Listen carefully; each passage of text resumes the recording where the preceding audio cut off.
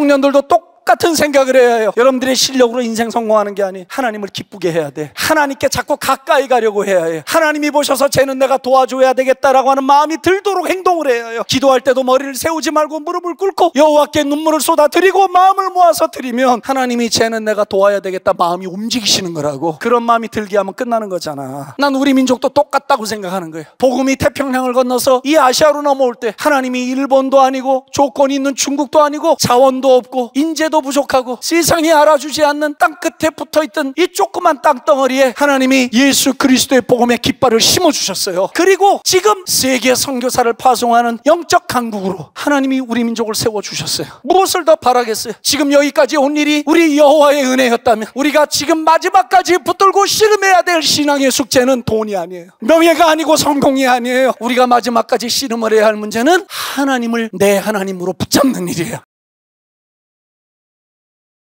나는 지금 우리 조국교회가 정말 시급한 문제가 하나 있다면 그것은 선교를 열심히 하는 일도 아니고 그것은 무슨 프로그램을 많이 하는 게 아니에요.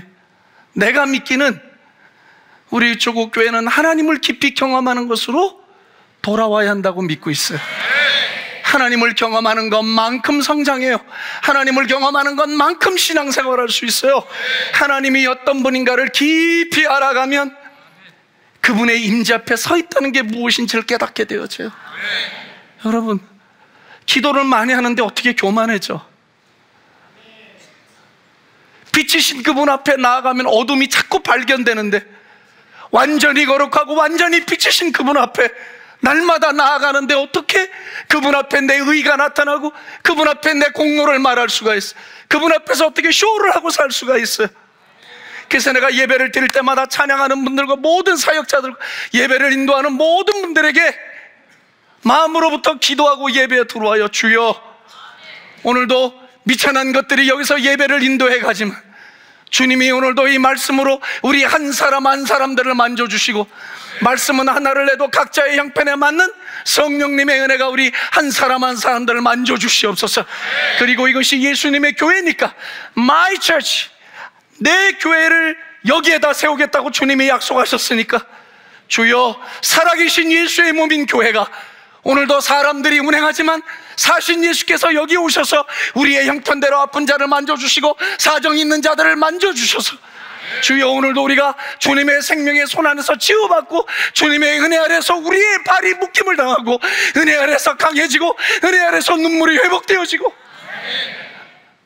일생 못다한 사모국의 노래를 부르는 것처럼 주님을 일생 사랑하지 않고는 견딜 수 없는 마음들을 우리 가운데 부어주시기를 기도해요.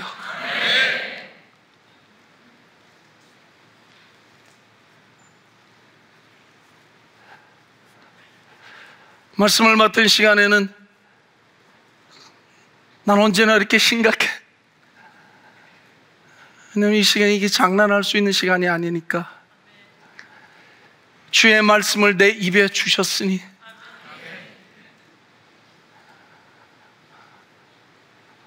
오늘도 하루 종일 너무너무 떨렸어요. 말씀을 받들고 서기에는 너무나 추한 내 자신을 들여다보고 주님, 어떻게 하면 좋습니까?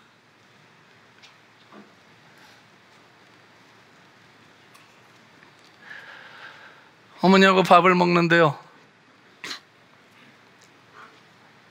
어머니가 저한테 그러셔요. 네가 기도해라.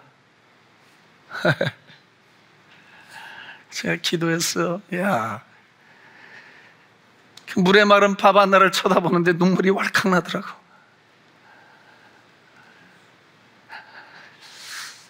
그때 제가 23살 때예요. 그때 내가 하나 삶의 교훈을 받은 게 있어요. 그 밥 한 숟갈 떠먹는 힘도 주님이 주셔야 된다는 걸 알았어요. 우리 집안이 신앙은 늦게 배웠지만 그 무서운 고난의 용광로 속에서 주님을 의지하고 살아가는 법을 배웠어요. 고난이 모든 사람에게 다 유익을 주진 않아요. 고난이 어떤 사람은 그 고난 때문에 인격과 성품이 더 파괴되는 사람들이 있어요. 그러나 어떤 사람들에게 그 고난을 통해서 주님께 더 가까이 가요. 고난을 통해서 영혼이 정화되는 것을 경험하게 되어져요. 고난을 통해서 겸손해지는 것을 배우게 되어져요. 그래서 정말 시인이 고백한 것처럼 고난당한 것이 내게 유익이라 이로 인하여 내가 주의 율례를 배우게 되었나이다. 주의 입의 법이 내게는 천천 금은보다 승하나이다. 난 다윗이 기도하며 눈물 흘려서 자기의 요를 적셨다고 할 때 그게 문학적인 과장법인 줄 알았어요. 근데 그게 아니었어요. 정말 주님을 만나고 주님의 사랑이 내게 너무 강물처럼 다가올 때 그걸 견딜 수가 없어서 그 흘린 눈물이 정말 병에 담아도 담을 만큼 그렇게 눈물이 나더라고. 사랑하는 나의 동역자 여러분, 나는 이 다니엘 21일 기도회를 마감하는 마지막 주자로서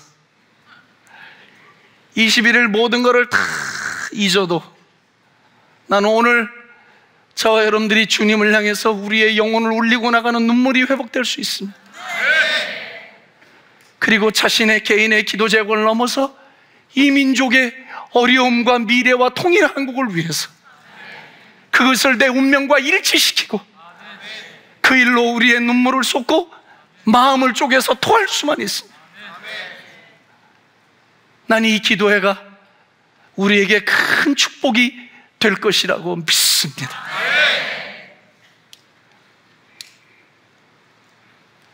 이슬람에 대한 기도를 했어요. 제 생각은 이렇습니다. 나는 걱정하지 않습니다. 왠 줄 아세요? 한국에 있는 5만여 교회가 일심으로 여호와 한 분만을 바라보고 살아간다면, 그리고 대한민국을 야훼가 머무시는 지성소로 만들 수만 있다면, 나는 어떠한 세력이 여기 들어온다 하더라도 그 기운에 싹도 내지 못하고 변화되거나 죽을 것이라고 믿습니다. 이스라엘의 법궤가 바벨론이 아니죠, 블레셋에 뺏겨서 다곤의 신당에 들어가 앉았어요. 성경은 이걸 우리에게 메시지로 주는 것 같아요. 앉았는데요, 아침이 되면 다곤의 신이 자빠져 있거나 목이 부러져 있거나 팔이 떨어져 있는 거예요. 내가 성경 보면서 깨달았어요. 아하, 참신은 언제나 승리하는구나. 여러분, 하나님은 살아계신 신이십니다. 그분만이 신이십니다. 하나님은 우리 민족의 아버지이고 열국의 아버지이십니다. 그분을 당할 신이 없고 그분과 견줄 지혜가 이 세상에 존재하지 않습니다. 만약 그것을 우리가 확실히 믿고 있다면 5만여 교회가 하나님을 우리의 왕으로 모셔드리고 하나님을 민족의 아버지로 모셔드리고 하나님을 우리 민족의 중심에다 모시는 일에 우리가 전심전력을 기울인다면 대한민국의 공기가 바뀔 것이고 토양이 바뀔 것이고 모든 영적인 환경이 다 바뀌게 될 것이에요. 어느 종자씨도 두로미아 싹이 나지 않는 가장 거룩하고 완벽한 토양으로 지구촌의 예수의식과 민족의식이 유일하게 하나 된 그런 위대한 영적인 강국으로 하나님이 우리 민족을 세워주실 것입니다.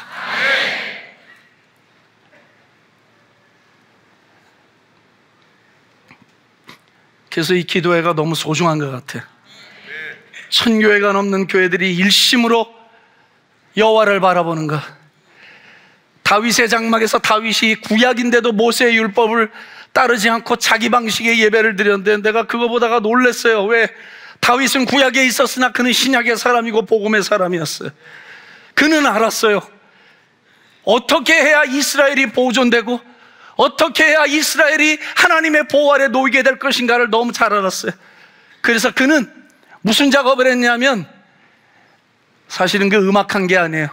성가대를 만들고 관현악단을 조직하고 선견자를 세워서 예배를 인도하고 예언이 나가고 하던 다윗의 예배가 음악이 아니었어요. 사실은 다윗이 하려고 했던 건 그게 아니라 이스라엘 모든 백성들을 하나님께로 모으려고 했던 것이에요.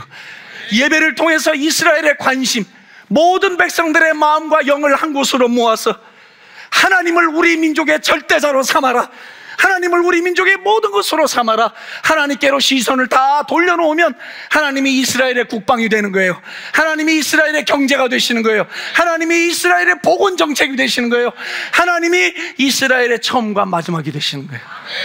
다윗은 그것을 알았기 때문에 모든 백성들을 예배로 모았어요. 이스라엘의 찬송 중에 거하시는 여호와여, 할렐루야. 영어에는 enthroned among us 이렇게 돼 있어요. 우리 가운데 하나님이 보좌를 틀고 내려오신다고 되어 있어요. 여러분, 얼마나 멋있습니까? 우리가 마음을 모아 하나님께 예배하는 자리는 하나님이 언제나 보좌를 틀고 우리 중앙에 내려오십니다. 그리고 하나님이 왕으로 오셔서 자리를 잡으시니까 무슨 일이 벌어져요? 왕이신 창조자가 우리의 예배 가운데 오시면 하나님의 임재 때문에 귀신이 쫓기고, 하나님의 임재 때문에 병이 낫기 시작하고, 하나님의 임재 때문에 우리의 내적인 치유가 나타나고, 하나님의 임재 때문에 모든 더럽고 사로운 그 기운들이 다 떠나게 되어진단 말이지. 그래서 예배는 사실은 하나님을 우리 중심에 모셔드리는 유일한 방법이에요. 예배가 열릴 때 하늘이 열려져요. 예배가 열릴 때 하나님의 비밀이 풀려져요. 예배가 열릴 때 하나님과 나의 생각이 일치되어져요. 예배가 열릴 때 하나님의 은혜의 샘물이 터져나오는 것이에요. 나는 그래서 예배를 실패한 사람이 인생에 성공하는 걸 본 적이 없어요.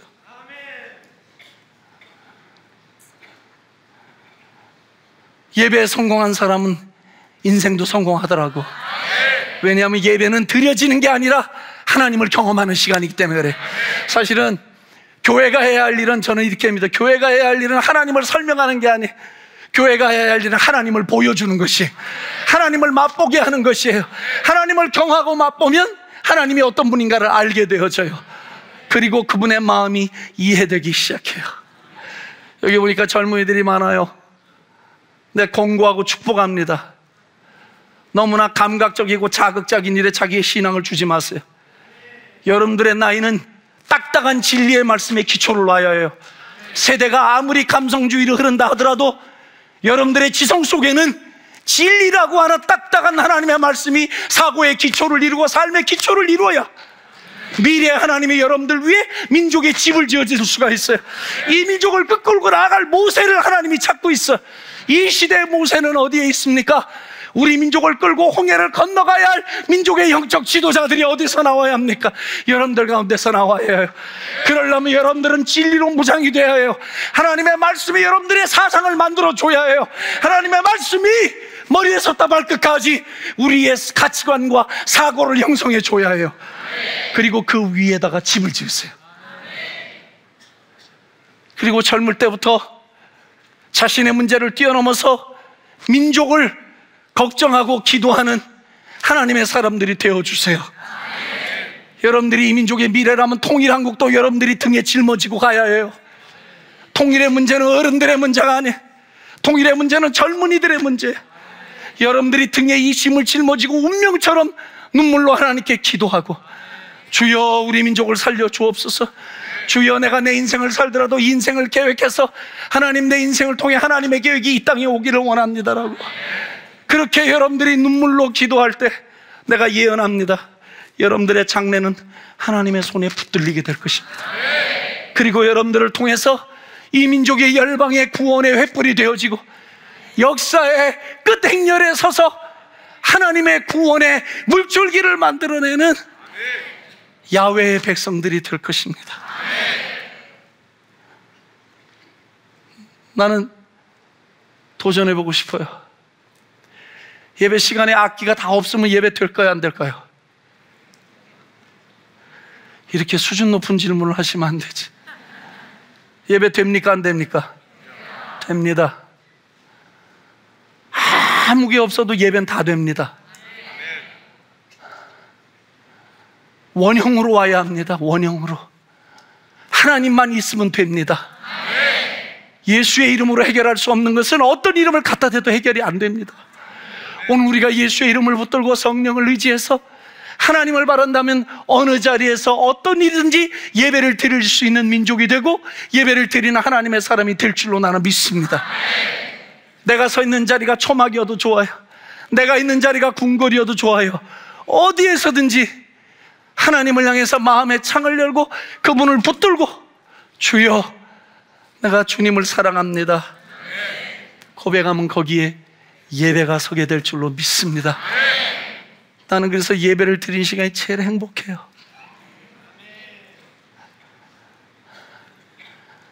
예배를 드리면 식어진 가슴에 다시 불이 붙어요. 예배를 드리면 기도할 용기조차 없을 때에도 찬양을 드리는 순간 내 영혼 속에서 주님을 향해서 노래가 나오기 시작해요.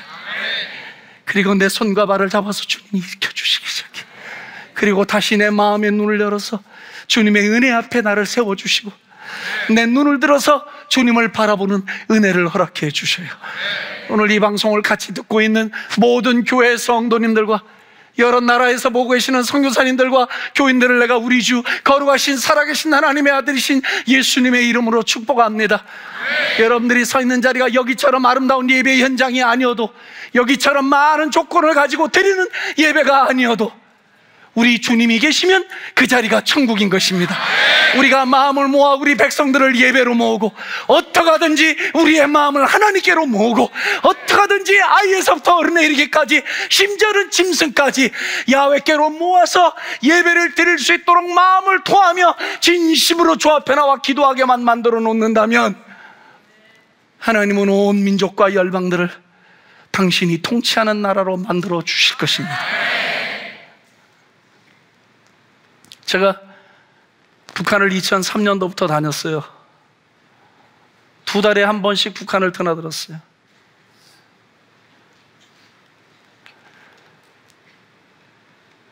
처음에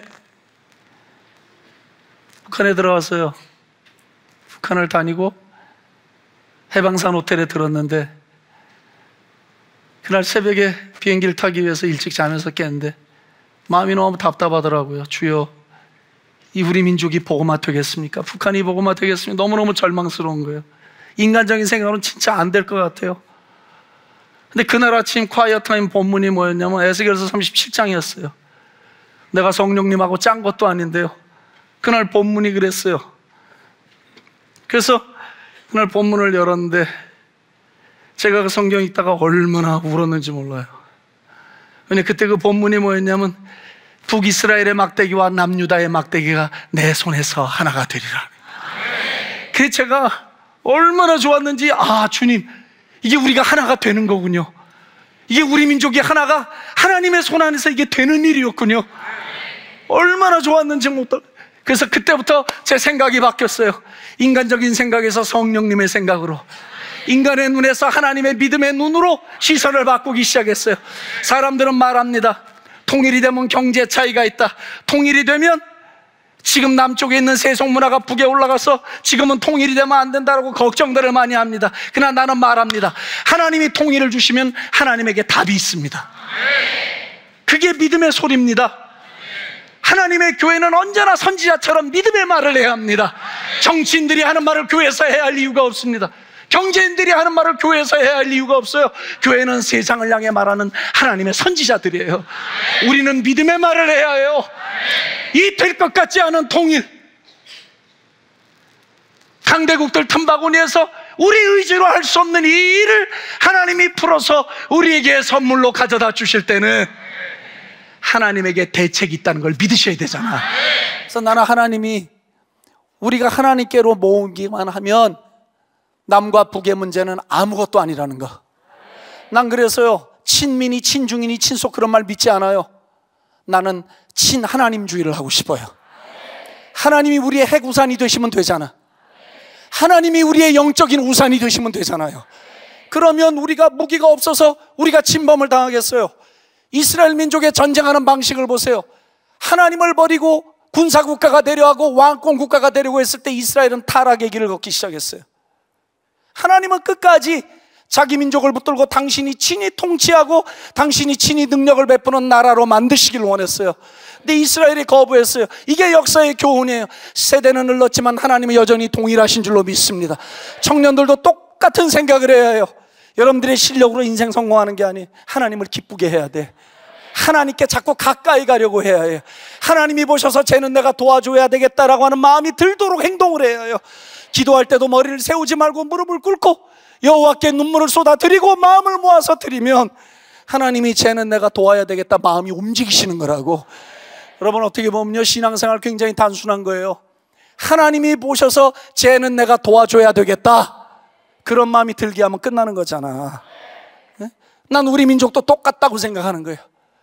우리가 복음이 태평양을 건너서 19세기 말 20세기 초 이 아시아로 넘어올 때 하나님이 일본도 아니고 조건이 있는 중국도 아니고 그야말로 극동지방에서 아무것도 보일 게 없는, 자원도 없고 인재도 부족하고 세상이 알아주지 않는 땅 끝에 붙어있던 이 조그만 땅덩어리에 하나님이 예수 그리스도의 복음의 깃발을 심어주셨어요. 그리고 지금 냉정하게 말하면 세계 선교사를 파송하는 영적 강국으로 하나님이 우리 민족을 세워주셨어요. 그럼 우리가 무엇을 더 바라겠어요? 지금 여기까지 온 일이 우리 여호와의 은혜였다면, 그리고 우리 민족에게 부으셨던 경제 축복이 하나님으로부터 말미암아 온 것이었다면, 우리가 지금 마지막까지 붙들고 씨름해야 될 신앙의 숙제는 돈이 아니에요. 명예가 아니고 성공이 아니에요. 우리가 마지막까지 씨름을 해야 할 문제는 하나님을 내 하나님으로 붙잡는 일이에요. 우리 오만 교회가 하나님 이외에는 얘기거리가 없는 민족이 돼야 돼요. 우리 오만 교회는 예수의 이름을 높이는 것 말고는 관심이 없는 교회들이 돼야 돼요. 기도할 때마다 하나님을 높여드리고, 기도할 때마다 예수님의 이름으로 찬미를 올려드리고, 기도할 때마다 성령을 의지하여 하나님 앞에 나아간다면 하나님은 틀림없이 우리 민족을 당신의 손아래에 붙들어 주실 거예요. 우리에게 있는 재물이 다 사라져버려도, 우리에게 있는 좋은 시설이 다 없어져 버려도, 우리에게 남아있는 건강 하나가 휘청거려도, 우리가 하나님을 붙들고 있는 동안에는, 하나님이 우리의 삶과 교회 한복판의 왕으로 계신 동안에는 우리는 여전히 강한 하나님의 군사로 남게 될 것이에요. 믿습니까? 이것이 오늘 우리가 마지막에 붙들어야 할 기도의 제목이고 저와 여러분들의 삶의 주제여야 합니다. 많은 이야기를 할 수 있지만 우리가 언제나 해야 할 이야기는, 자다가 잠꼬대처럼 말을 해도, 무슨 이야기를 해도 무의식중에 톡톡 튀어나오는 말은, 하나님은 나의 능력이요, 하나님은 나를 도우시는 자요, 이 땅에 주밖에 나의 사모할 자가 없으니, 여호와여 강한 자와 약한 자 사이에는 주밖에 나를 도우리가 없으니, 이스라엘의 하나님 여호와여 일어나 나를 도와주시옵소서. 이스라엘의 하나님 여호와여 일어나 우리 민족을 도와주시옵소서. 이 대한민국을 야훼여 붙들어 주시옵소서. 그리고 나가서 기도 한마디를 해도 생명을 담은 기도를 해야 하고, 죄송합니다, 제가 목사기 때문에 저를 포함해서 이 조국 땅에 있는 10만여 교회 목사님들, 우리의 몸을 생명처럼 제물로 빼어드리면서라도 목회를 100년, 200년 보고 하는 게 아니잖아. 양들에게 생명을 준다면 여기서 기도할 때 양들과 함께 죽을 각오로 기도를 하고, 마음을 들여 기도하는 것이 무엇인지, 마음을 토하며 기도하는 것이 무엇인지 같이 여러분들과 함께 여기서 씨름한다면 난 우리 민족은 살아나리라 믿습니다. 기도는 프로그램이 아니에요. 기도는 행사가 아니에요. 기도는 우리의 운명이에요. 기도는 시간의 문제가 아니에요. 기도는 자세의 문제야.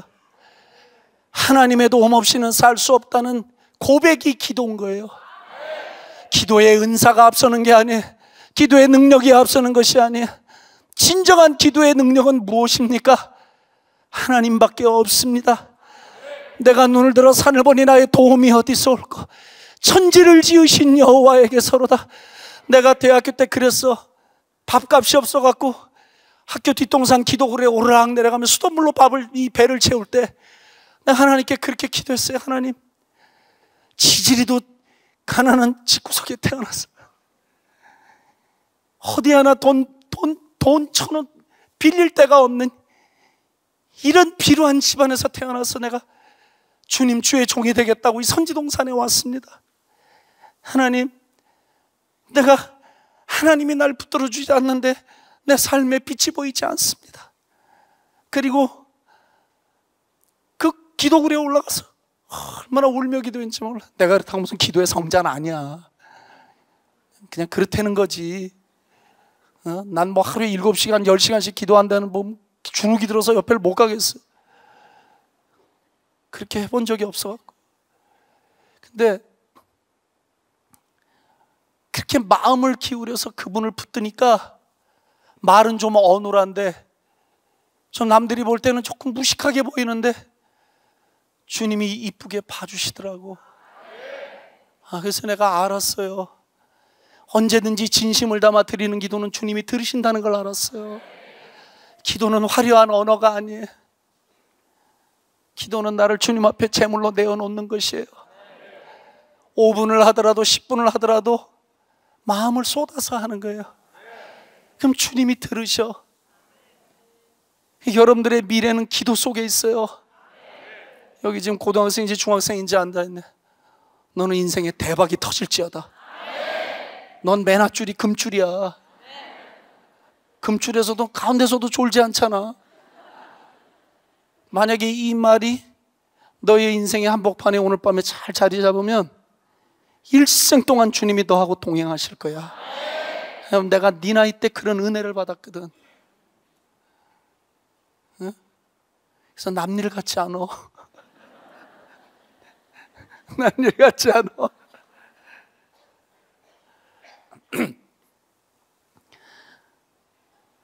이거 준비하는데 뭐 자꾸 간증해달라고 부목사님들이 몇 번 그래갖고, 또 간증하지 않아 하면 또 욕먹을 테니.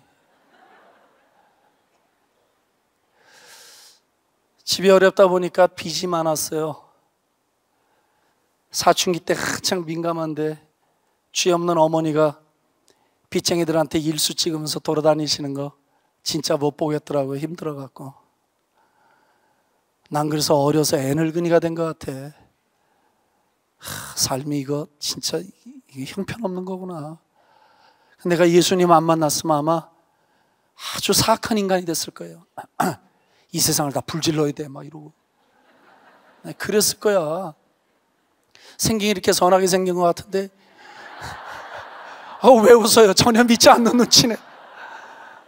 이 선수들이 좀 이상하네. 그리고 어느 날 학교 갔다 왔는데요, 막 집안이 시끌시끌해요. 그때는 우리가 영적으로 무디니까 그게 영빵이라고 그래. 제가 영성이 빵이다 그럴 때 영빵이라고 그러거든. 아니 해필이면 왜 또 무당집에 들어가 살아? 그렇게 많은 집 중에. 이게 모르니까 무당집에 들어가 사는 거예요. 이 고난이 안 끝나는 거예요. 얼마나 어려운지. 어머님 빚쟁이들에게 몰려서 아유, 내가 지금은 이렇게 얘기해요. 울지 않고. 얼마 화가 나는지 집에 보니까 삽자루가 있더라고. 삽자루 딱 들고 돈 받으러 온 사람 죽인다고 막 쫓아다녔어요. 어머니는 우시고 빚쟁이들은 미친 아들 있다고 도망가고. 내가 그랬어요. 우리 어머니인데 한 번 더 오면 그때는 진짜 다 죽인다고. 내가 그 사람들 진짜 영성이 뛰어나. 내가 있는 때는 귀신같이 알고 안 와. 얼마나 탁월한 영안이 있는 사람들이 안 와요. 그래서 그날도 얼마나 서러운지. 그때 예배당에 약간 쌀쌀한 초겨울이에요. 저희 교회는 그때 의자도 없고 방석 깔고 예배드리던 때예요. 가운데 난로 있고. 답답하니까 고등학교 2학년 때입니다. 그러니까 네 나이쯤 됐을 거야. 저 예배당 뒤에 혼자 들어가서 무릎을 꿇고 엉엉 울었어요. 하나님, 아무리 생각해도 제 인생에 미래가 없습니다. 하나님, 한 번만 도와주십시오.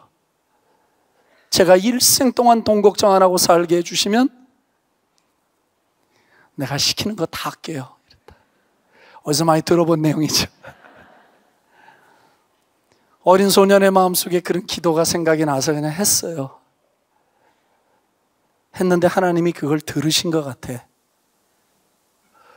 근데 기도하다 보니까 앞에서 또 누가 막 울어. 깜깜하니까 잘 안 보이잖아요. 보니까 날 전도했던 장로님 댁의 아들인데 내 친구인데 걔도 사는 게 너무 힘드니까 그날 밤 거기 와서 운 거야. 근데 우리 같은 교회에서요, 그 친구하고 저만 목사가 됐어요. 남의 일에 기뻐하지 않으시네. 할렐루야.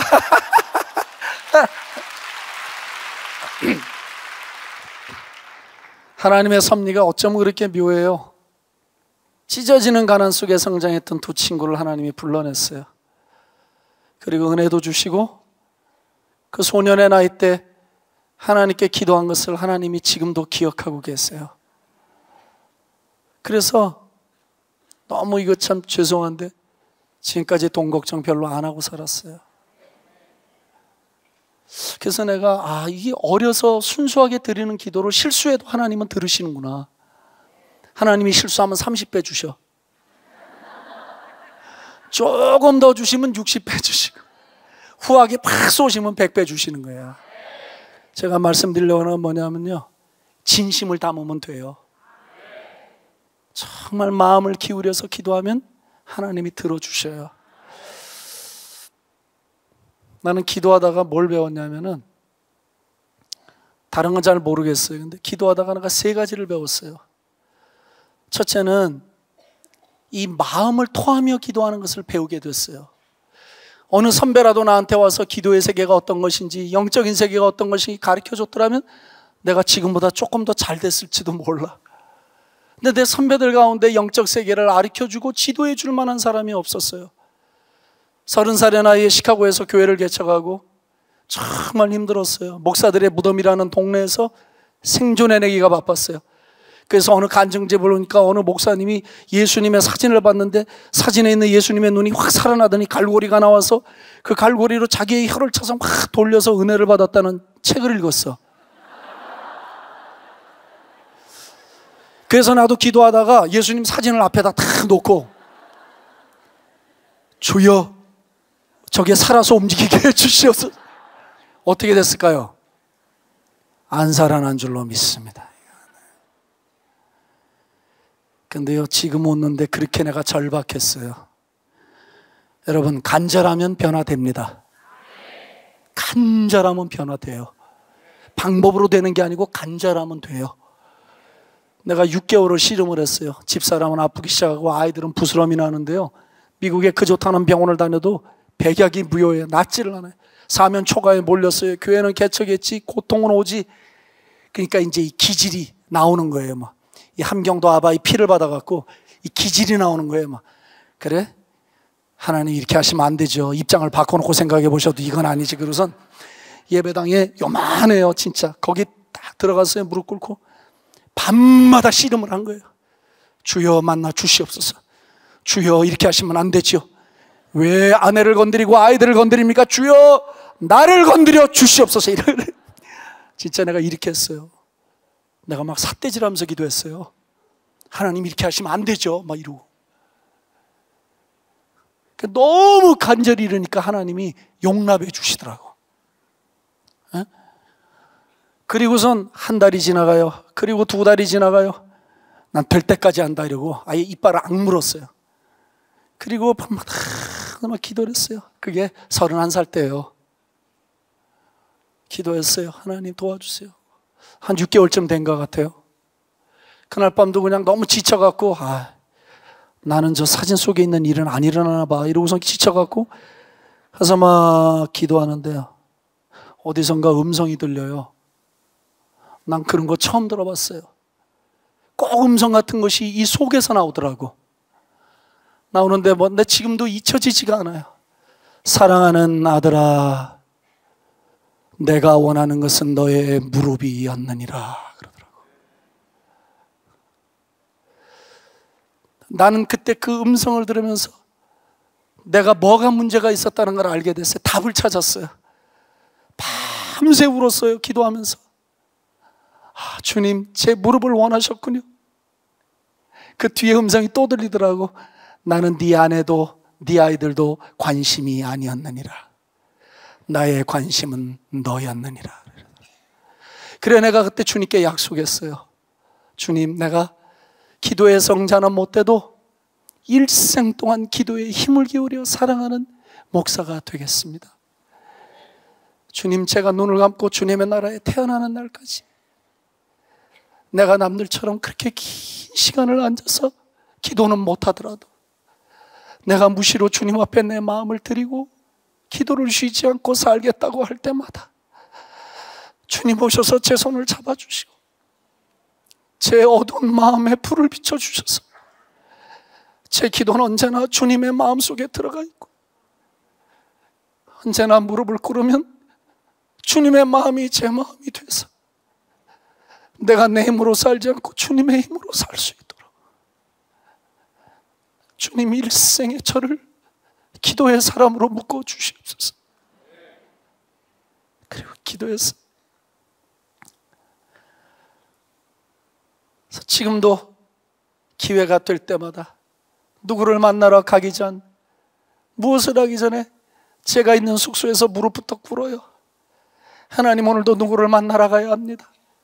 제가 하는 말이 인간적인 말이 안 되게 해주시고, 오늘도 생명을 전달하는, 생명을 낳는 일을 오게 해 주시옵소서.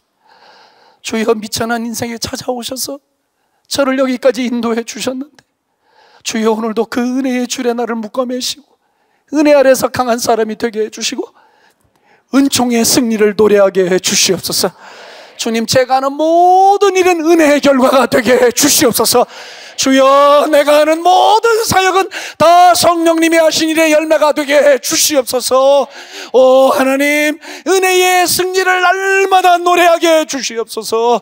내가 죽을 때에도 주여, 내 의를 자랑하지 말게 하시고, 내가 죽는 마지막 순간에도 주여, 나 같은 죄인을 살려주셔서 여기까지 왔는데 은혜의 승리였습니다. 은총의 승리였습니다. 은혜 때문에 여기까지 왔습니다라고 말하고 주 앞에 가게 해 주시옵소서. 그러고 지금도 살고 있어요.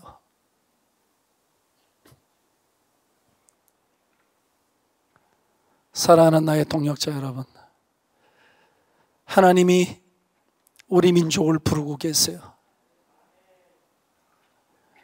하나님이 남과 북을 동시에 부르고 계세요. 북한은 추수의 시기가 다가오고 있어요. 전에는 1시간, 2시간 설득해도 복음을 받아들이지 않던 사람들이 지금은 15분, 10분 정도만 복음을 전해도 마음을 열고 턱턱턱 복음들을 받아들여요. 계절이 오는 것을 인간이 만들 수 없어요. 계절은 창조자가 만드는 것이에요. 영적인 계절도 똑같아요. 우리는 참여하는 것이에요. 그 추수에 참여해서 낫을 대고 순종하는 것뿐이지, 추수의 계절이 오게 하는 것은 하나님이 하시는 일이에요. 선교사들이 잘해서가 추수되는 게 아니에요. 목회자들이 잘해서 추수가 되는 게 아니에요.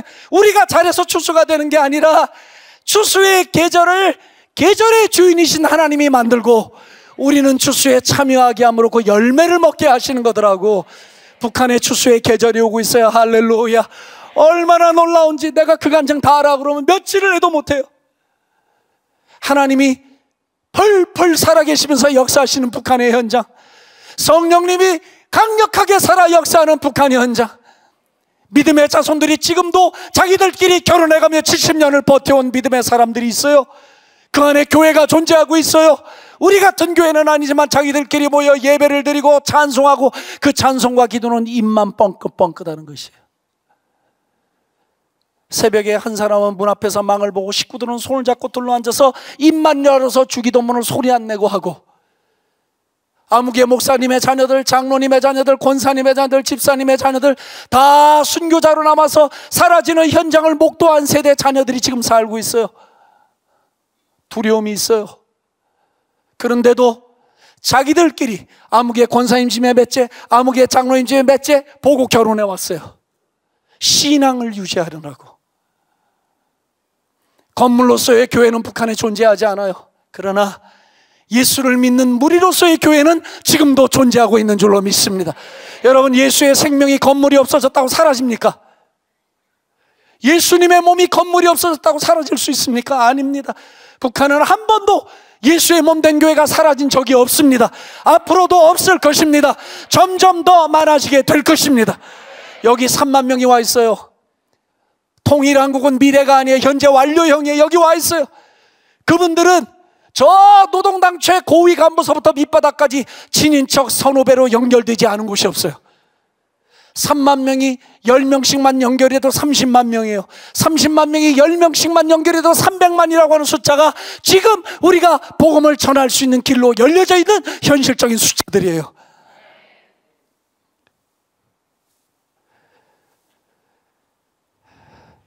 나는 그래서 여러분들하고 오늘 밤에 민족을 위한 기도를 하고 싶어요. 하나님의 추수의 계절이 민족 가운데 올 때 그 추수를 누군가 그걸 느끼고 올라오는 파도를 보고 그 위에 올라탈 수 있는 믿음의 사람들이 필요해요. 영적인 눈을 갖고 하나님이 운행하시는 민족의 방향을 따라갈 선지자의 무리들이 필요해요. 그리고 세상을 향해서 하나님의 말씀을 전달해 줄 야훼의 선지자들이 이 땅에 필요해요. 통일 한국의 길은 멀지 않았어요. 내가 보는 통일 한국의 길은 코앞이에요. 하나님의 움직이심이 너무 활발해요. 난 그래서 마음이 얼마나 타는지 몰라. 여기 와 있는 탈북자들을 동정의 대상으로 보면 안 돼요. 그들에게 돈 몇 푼이나 주고 교회에서 하나 벗어나려고 하는 생각들을 버려야 해요. 그들은 우리의 동력자들이요, 하나님이 이 땅에 보낸 북한에서 온 디아스포라요, 하나님의 일꾼들이요, 선교사들이요, 사명자들이에요. 죽음을 걸고 여기까지 왔으니 그들에게 소명을 넣어주고 사명을 넣어주고, 불쌍한 대상이 아니라 하나님의 섭리적 가난으로 여기까지 온 소명자들이라는 것을 알고 그들을 키워내고 믿음을 키우고 리더십을 키워내서 역량을 키워서 통일 자원으로 일꾼으로 만들어내줘야 하나님의 통일은 우리의 손 안에서 이루어지게 될 것이에요. 목사님, 제가 아까 예배 드리면서 마음에 그런 생각이 들더라고요. 내년도 21일 다니엘 기도회는 저 한 층의 반 정도는 아예 탈북민석으로 다 비워놓고 제가 하는 소리지 뭐 권한이 없어요 저는. 그래도 제가 이렇게 말하면 예언적으로 잘 되더라고, 또 어떤 때는 보니까.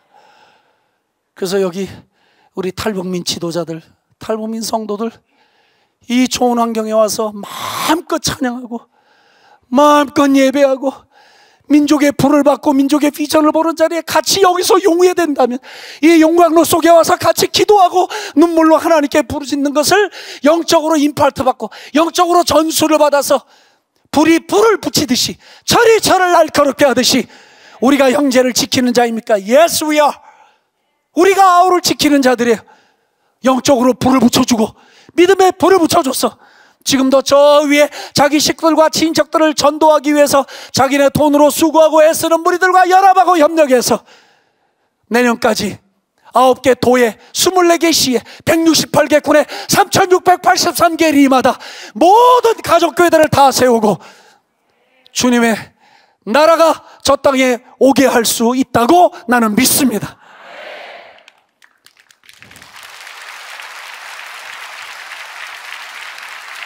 기왕에 다니엘이 자기 민족의 회복을 위해 기도하다가 자기 민족을 통해 하시는 인류 역사의 미래 예언의 문이 열렸듯이 우리가 오늘 민족의 일을 하다가, 이런 민족적인 일을 하다가 하나님이 우리에게 주시는 민족의 미래를 보고 야훼께서 우리를 회복시키시려고 하는 이 민족이 나아가야 할 역사의 대로를 놓는 일에 하나님이 오륜교회도 써주시고 이 예배에 참석하는 모든 교회들이 다 주님의 손에 붙들려서 주님과 함께 민족을 끌고 홍해를 건너가는 기적을 창조해내는 하나님의 사람들이 되어 주었으면 좋겠어요.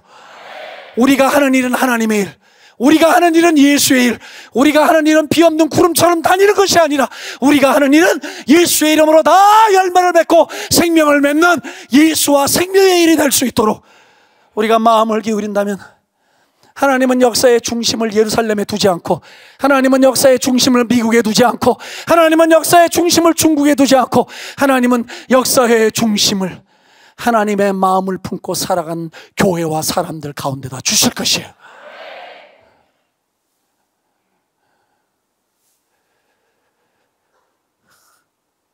요셉이 이민자예요.